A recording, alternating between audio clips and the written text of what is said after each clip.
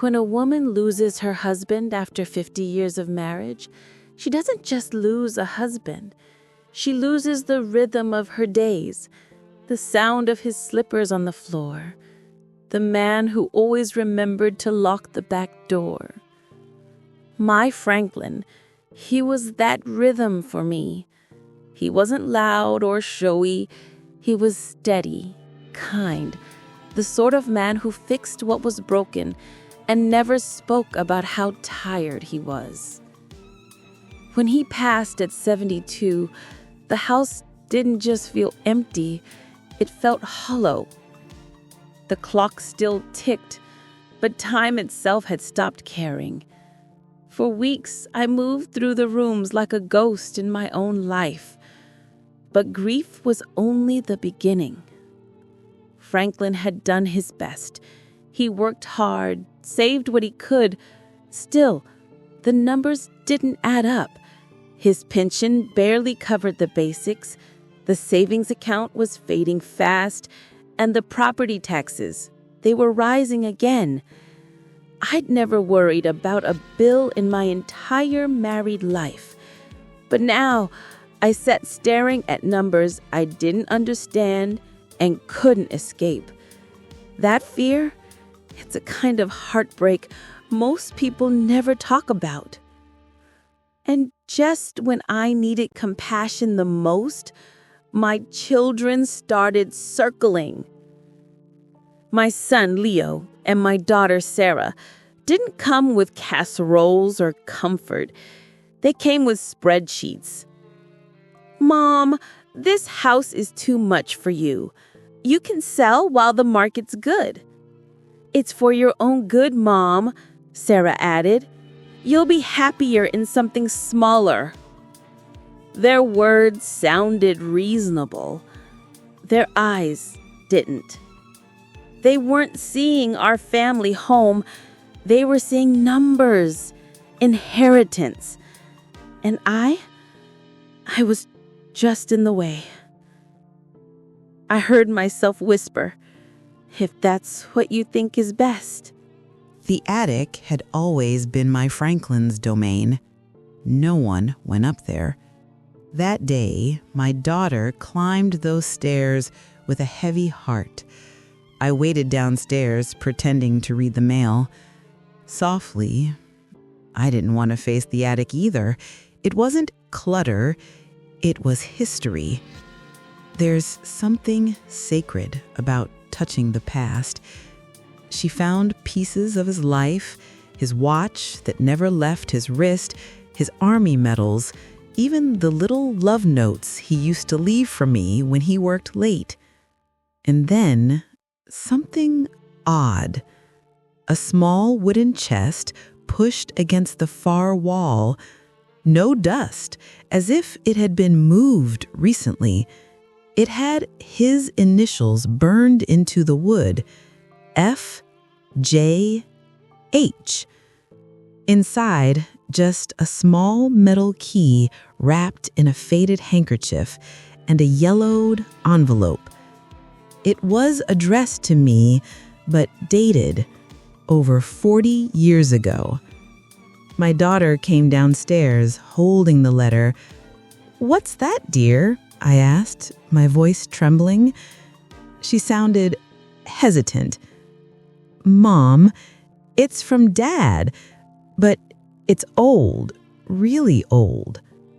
I looked at that handwriting like I was seeing him again. My eyes filled before I even touched it.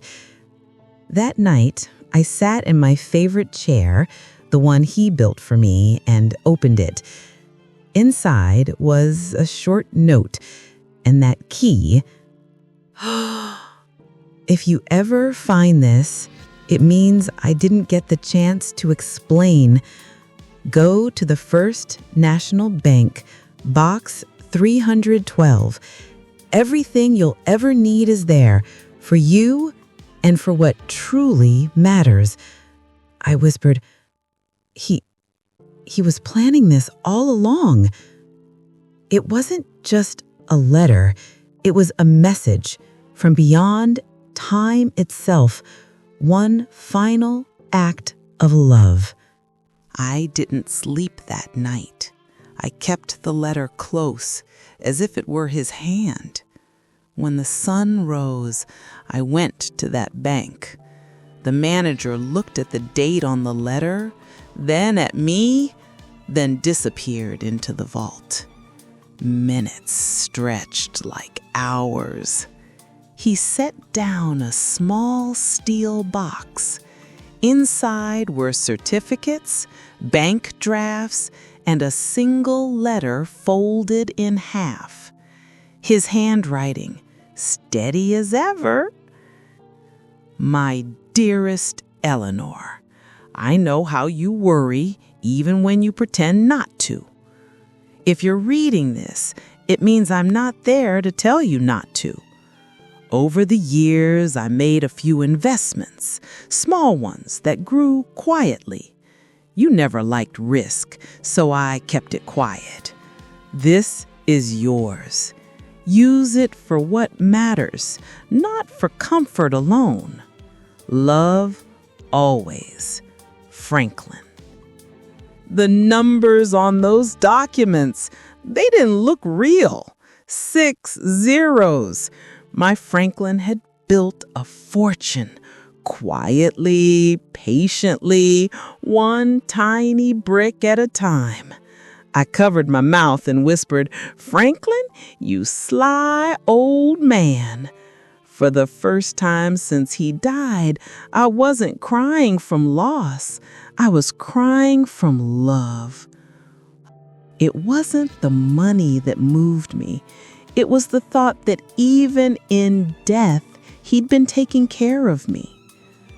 Days turned into a quiet bloom of peace. The bills disappeared. The weight on my chest lifted. For a brief moment, it felt like the story could end there. But stories like ours rarely end gently. The doorbell rang again. Leo and Sarah. "Hey, Mom! Heard you went to the bank. Everything okay?" "Hey, you look great, Mom. What's got you glowing lately?" My daughter, who was visiting, saw it in their eyes. The scent of money draws family faster than grief ever did. What had started as a secret gift was about to become the test of a lifetime. Money changes tone before it changes hands. They called more, visited more, every question wrapped in sweetness that didn't quite fit. "Mom, you know Dad would want you comfortable. Maybe we can help you manage the account." "Yeah, you shouldn't have to worry about numbers. I can take care of the paperwork for you." I just nodded, polite as always, and changed the subject. When they left, I sat staring at the empty doorway. I finally understood why Franklin kept the secret, not from love, but to protect it. In the following weeks, the visits turned into pressure. Then one afternoon, Leo lost patience. He spread papers on my coffee table. "Mom, we're not trying to control you. We just don't want to see you make bad choices. Dad would want the money to stay in the family." I looked at him. "Your father wanted it used for what matters. That's what his letter said." "And what's that supposed to mean? Charity? You've done enough donating. This is security, Mom, for us too." It was like watching wolves argue over a saint's robe. Every word chipped away at the memory of who we used to be. I stood up. "You both should go home. Supper's getting cold." That night, I called my other daughter. My voice was calm, but there was something new in it. Clarity. "I've been thinking, dear, about what Franklin meant by what matters. I believe he trusted me to finish what he started. I've made up my mind." That morning, I wrote 5 letters, one to my lawyer, one to the local shelter, one to a children's hospital, one to a church relief fund, and one addressed simply to my children. For weeks, I had listened to voices that claimed to care, but that morning, I decided to listen to someone else, the quiet voice inside me that still sounded a little like Franklin. I found his old notebook. On one yellowed page, he'd written a single sentence: "We can't take it with us, but we can leave it behind the right way." Those words settled in my chest like a heartbeat. I went to the lawyer's office.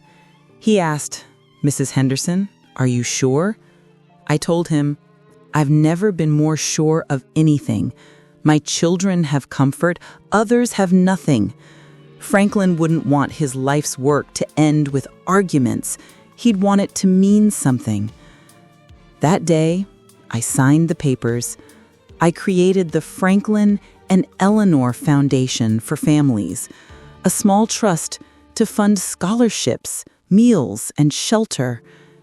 Out of the $1.2 million, I kept enough for my own living, modest, dignified, free. The rest, I released back into the world, like setting something caged free. For the first time since Dad died, I looked alive again. Not surviving, but living. I laughed, I slept peacefully. I paused at a park bench, looking at the sky. You always knew what I'd do, didn't you, Franklin? Before I went to bed, I left one final envelope on the table, the letter to Leo and Sarah. My dear children, you will hear about what I've done soon enough. Please understand, your father's gift was meant for good, not greed. I'm keeping enough to live peacefully. The rest is already working where it's needed. I hope one day you'll see that love is not measured by inheritance, but by impact. Mom. When I blew out the candle, the house didn't feel empty anymore. It felt finished, a promise kept. News travels fast when money's involved. Within a week, my brother and sister were back. Not with flowers this time, but with fury wrapped in politeness. Leo whispered, "Mom, we need to talk. We heard about the foundation. Tell me you didn't really give away Dad's money." Sarah chimed in, "Please tell me that's just gossip. We could have invested it, doubled it. You could have helped us. We're your children, Mom. We're supposed to inherit something." I sat at my kitchen table, my tea warm in my hands. I looked at them. I didn't give it away. I gave it purpose. They stood frozen, like people hearing a language they've forgotten how to speak. Leo shouted, "Do you even know what you've done? You're 80 years old. What if you need care?" I smiled gently. Then I'll be cared for by peace of mind and by people who don't ask what's left for them. Sarah sank into a chair. I looked at her. You did inherit something. You just haven't opened it yet. The room was silent except for the clock.